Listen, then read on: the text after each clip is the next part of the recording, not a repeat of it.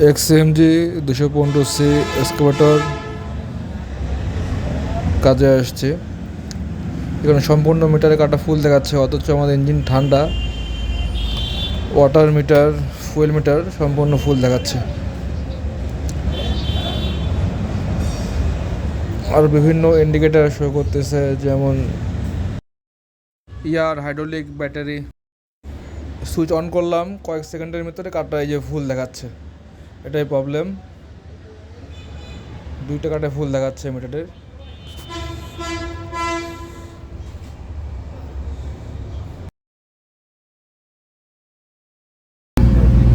Supply voltage হচ্ছে 0.7।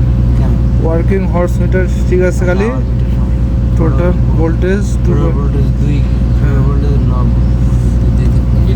দুই আছে। হিরো ইনফরমেশনে যাই দেখি নাকি হিরো ইনফরমেশন। এই 4টা কোড শো করতেছে, এটা নিয়ে কাজ করতে হবে। কোডটা কেন শো করতেছে